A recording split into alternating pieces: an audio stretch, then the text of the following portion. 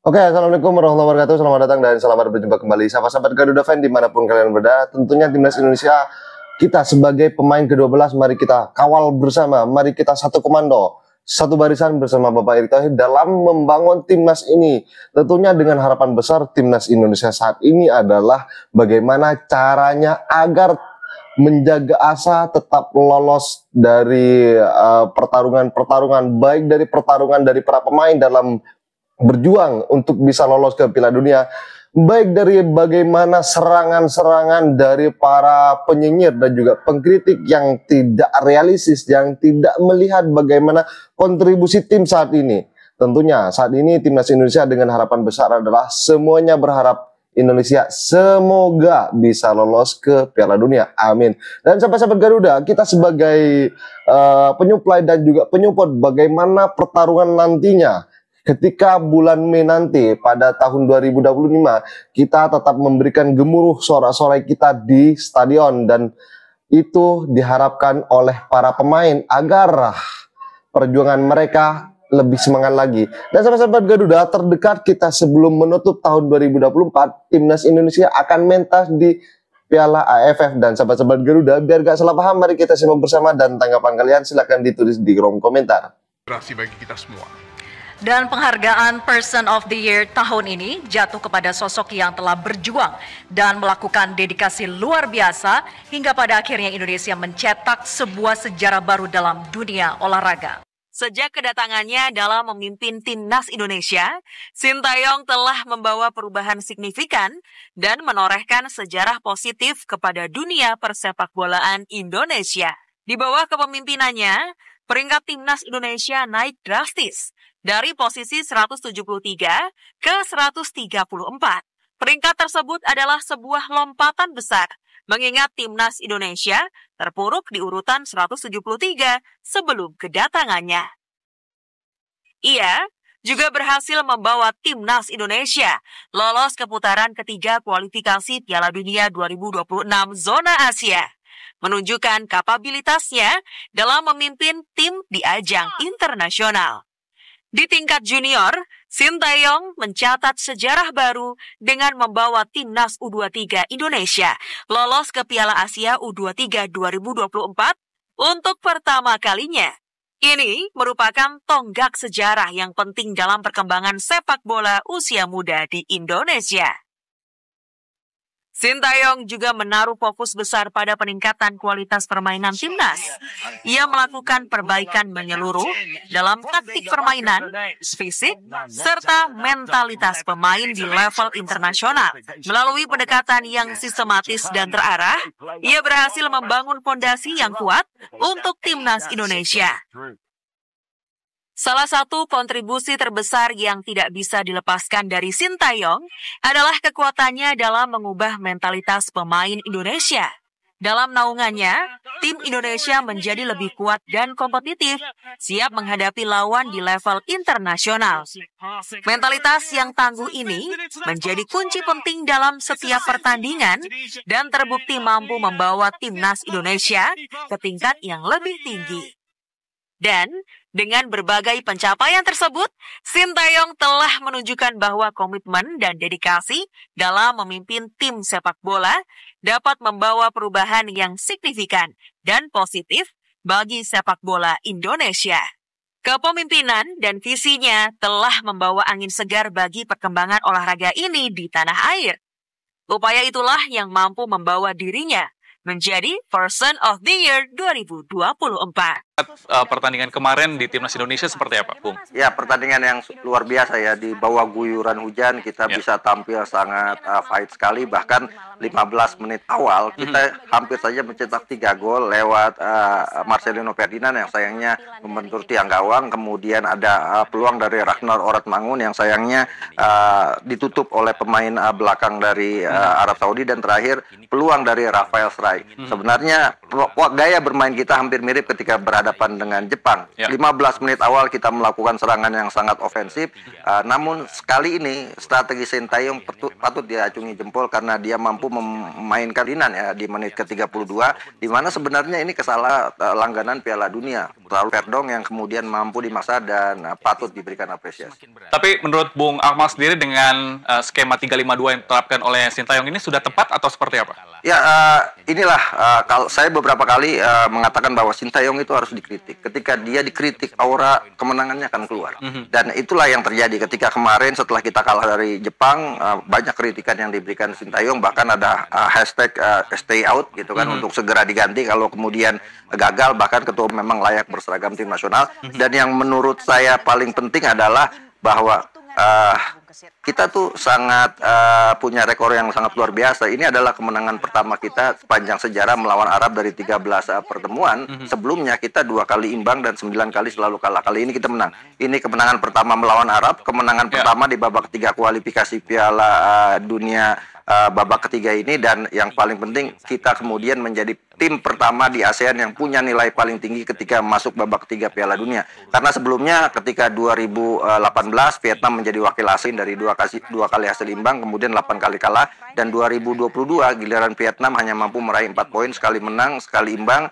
Euforia ini masih terus terjadi sampai sekarang, Mas Akmal juga merasakan begitu ya? Betul, dan saya pikir ini adalah satu momen yang sangat dinantikan oleh tim nasional Indonesia dan seluruh penggemar sepak bola Indonesia. Kemenangan di babak ketiga kualifikasi, karena ini kan lawan-lawan yang bisa dibilang sangat luar biasa, tapi kita diuntungkan sebenarnya dengan persaingan yang sangat ketat di grup C ini, di mana hanya Jepang yang saat ini berada di posisi teratas dengan ada dari posisi 2 sampai posisi 6.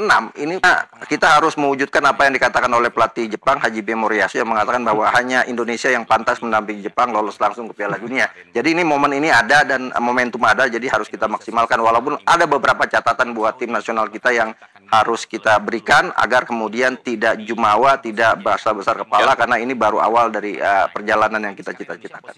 Nah, kita kan tahu kalau misalnya kemarin Indonesia ini sempat kalah dari Jepang ya, Bung. Betul. Nah, ini juga netizen sempat membuli. Apakah ini juga jadi pemantik untuk timnas Indonesia ini semakin semangat ke depannya menjalani laga-laga selanjutnya? Ya, saya pikir kritikan itu penting, dan saya katakan tadi, saya pengalaman 2 kali memberikan tekanan kepada Sintayong, bahkan saya akhirnya dibully oleh para pencinta Sintayong ya. Tapi menurut saya mengkritisi Sintayong itu akan mengeluarkan aura kemenangan Sintayong. Pertama, Piala AFF U23 setelah kita kalah dari Malaysia, kemudian kita hanya menang 0-1 dari Timor Leste, ketika itu muncul hashtag stay out. Tapi hasilnya apa? STY mampu membawa tim ini ke final gitu. Piala selalu memuji terlalu berlebihan, ini akan membuat kita lupa diri. Ya, dan jumawa tentunya ya. Betul, itu akan melupakan segalanya. Betul.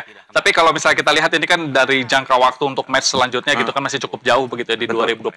Hal-hal apa yang perlu dipersiapkan oleh timnas Garuda? Ya, yang mungkin kita berharap ada uji coba. Tadinya saya misalnya sebagai pencinta yang diambil, artinya PSSI harus menyiapkan laga uji coba buat tim nasional senior untuk menghadapi partai penting pada 20 Maret melawan Bahrain.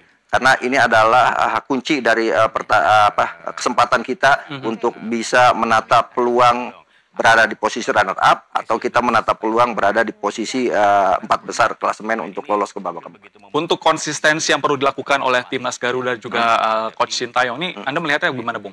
Ya, ini masih perlu kita kritisi terus, karena beberapa kali Sintayong selalu mengubah strategi bermain ya. Bahkan di pertandingan kemarin melawan Arab Saudi, dia mengganti 3 line up. Yang pertama tidak memainkan Kevin Dick, karena itu dimaklumi karena memang Kevin Dick cedera, digantikan oleh Sandy Walsh. Kemudian posisi Yaakob Sayuri digantikan oleh Marcelino Ferdinand, dan itu berbuah hasil kebetulan. Dan yang ketiga adalah posisinya Nathan Choaon digantikan oleh Ivar Jenner. Buat saat ini memang itu adalah hasil yang terbaik, karena Sintayong mampu membawa tim ini menang. Tapi spekulasi, eksperimen, coba-coba di dalam sebuah event besar ini yang mungkin harus ditekankan. Sintayong harus punya starting line up yang pasti, the winning team untuk bisa memenangkan di setiap laga yang tersisa. Untuk hitung-hitungannya sendiri nih, kita menuju lolos ke Piala Dunia 2026 seperti apa, Coach? Ya, kalau saya melihat kita lawan Australia pasti akan habis-habisan di kandang sendiri karena mereka juga punya gengsi, mereka sebagai tim yang langganan Piala Dunia dan saat ini posisinya di posisi 2, jadi untuk mengamankan posisi mereka pasti akan habis-habisan berhadapan dengan Indonesia. Saya pikir dengan hasil imbang melawan Australia di kandang Australia itu sudah cukup bagus. Kemudian melawan Cina dan Bahrain dan Cina, ini adalah momentum kita untuk memenangkan pertandingan. Artinya kalau sekarang poin kita 6 ditambah seri lawan Australia 7, kemudian 2 pertandingan menang, 13 poin plus nanti lawan Jepang kita bisa ambil misalnya bikin kejutan dengan menahan imbang, walaupun ini akan sangat sulit karena Jepang sangat luar biasa sekali. Saya pikir dengan 13 poin kita bisa lolos ke babak keempat kualifikasi Piala Dunia 2026. Jadi Anda optimistis untuk timnas Garuda ini bisa lolos ke Piala Dunia 2026? Pokoknya STY selalu tetap yakin.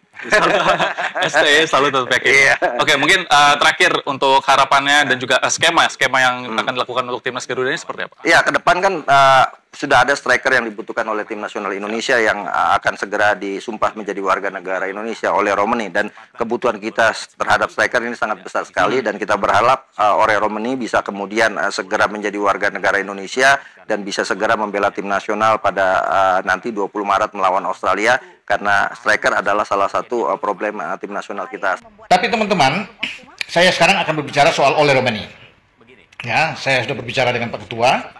Dengan siapa saya coba untuk bertanya, apakah ada gelandang yang akan datang untuk di tahun depan untuk diproses bersama-sama dengan Ole Romani, karena kita tahu bersama Ole Romani kan sudah datang, sudah pose bersama-sama, ya berjabat tangan, ya ambil foto dengan Pak Ketua PSSI, dan dia sudah dipastikan akan tersedia. Ini dijamin langsung oleh Pak Erik bahwa Ole Romani akan main melawan Australia. Jadi bulan Maret itu dia sudah pasti main. Jadi kok ada yang bertanya-tanya kapan Ole Romani ini diambil sumpah, kemudian diproses. Sekarang sedang berjalan prosesnya, dan sudah dipastikan dia tersedia akan main. Jadi tidak perlu lagi untuk mempertanyakan ini, karena ada yang banyak yang menanyakan, jangan nanti sudah di ujung-ujung sudah kepepet, baru dikebut, ya untuk proses pengangkatan sumpah dan sebagainya. Tapi tidak, karena sudah berjalan dari sekarang, kesehatan kan sudah lewat, sudah oke, dinyatakan oke, ya oleh Dr. Febri. Kemudian sekarang sudah surat-suratnya lagi sedang diurus semua, mungkin akan ke Kemenpora, nanti Kemenpora akan meneruskan ke Kementerian Hukum, dan kemudian akan proses di DPR RI. Ya, ada Komisi 3 dan Komisi 13 yang akan berbicara di sana. Jadi mungkin sudah akan berjalan pada Januari, ya kita tunggu saja. Yang pasti dia akan bermain, karena sudah mendapat garansi, jaminan. Nah, tinggal siapa yang akan mengikuti Ole. Karena banyak desas-desus juga akan ada si A, si B, si C. Tapi memang saya tidak termakan dulu dengan berbagai macam isu itu, karena ini kan bisa aja hoax, ya. Karena saya selalu harus bisa berpatokan dengan apa yang dibicarakan oleh Pak Ketua, sehingga saya konfirmasi itu jelas buat teman-teman semua, tidak menimbulkan hal-hal yang tidak enak ya untuk didengar. Dan saya bertanya, Pak Ketua, bagaimana dengan ada perkembangan baru? Enggak, Pak Erik bilang sementara PSSI dan dirinya akan fokus ke Ole Romani. Jadi kalau soal penambahan si pemain ABC itu belum ada info teman-teman ya. Jadi ini sudah pasti. Jadi Ole fokus ke Ole dulu, karena kan yang dibutuhkan adalah pemain depan. Selama ini dikeluhkan itu ya soal problem di lini serang kita. Karena cuma ada Ragnar, ada Rafael di sana, ya pasti akan dibantu oleh pemain-pemain yang ada di Liga 1 kita. Yang silih berganti dipanggil kan, ada Dimas Derajat yang kemudian tidak dipanggil, diganti Ramadan Sananta, ada Hoki Caraka, juga di depan sana kita bisa lihat ada Yakob yang bermain dari flank. Sebenarnya ada Eliano, tapi Eliano belum terpakai ya dalam 3 pertandingan terakhir lawan Cina, Jepang, dan Arab Saudi. Arab Saudi dia ada di bangku cadangan tapi tidak dimainkan STY, sehingga memang harus ada nomor 9. Ya karena Rafael juga dianggap kurang begitu greget ya di depan. Perlu ada pemain yang benar-benar tukang gedor ya. Pemain yang memang khusus mencetak gol ya, ada di kotak penalti. Dan Ole Romani jawabannya. Ole Romani sudah menyatakan kesiapan dia, saya siap membela Indonesia walaupun dia datang untuk kalah melawan Jepang. Kemarin Pak Erik sudah menyatakan kita kalah lawan Jepang, gimana? Masih bisa berubah nggak? Dia bilang tidak. Saya tidak akan berubah. Saya sudah komit untuk membela Indonesia. ya untuk ke depan. Jadi bagus Ole, karena sebelumnya kan ada pertimbangan-pertimbangan dari Ole. Dengar sekarang Malaysia heboh gitu. Dulu kan merasa lebih hebat dari kita tuh. Sekarang dia mencontoh kita. Ya, pemain Malaysia yang dinaturalisasi beda sama kita. Ya. Ini hebatnya Erick Thohir. Visi ya, visi. Dia itu sengaja menaturalisasi banyak pemain muda. Ya. Sedikit pemain mid generation, sangat sedikit old generation. Itu paling Tom Haya sama Jody Amat doang. Ya. Malaysia menaturalisasi pemain yang sudah main di liganya yang praktis tua-tua semua. Yang akhir. Ya, jadi kita masih ini dalam proses. Let's say 5 tahun lagi Tom Haya, Jody Amat gak main lagi kan? Tapi di bawahnya masuk banyak generasinya Sandy Walsh, Shane, Ragnar, JHS itu masih main kan? Oke. Nah, di bawahnya udah mulai matang. Oke. Jadi benar-benar dibikin sehingga apa namanya long termnya itu masih berlaku. Oke, sahabat-sahabat Garuda Fans, saya rasa cukup statement barusan. Jadi bagaimana tanggapan kalian? Silahkan ditulis di kolom komentar. Dan jangan lupa like dan subscribe channel ini agar kalian tidak ketinggalan informasi penting khususnya Timnas Indonesia. Salam sepak bola keren, salam sepak bola bersih bersama Bapak Erick Thohir, Timnas Garuda Jaya. Bersama saya, salam olahraga.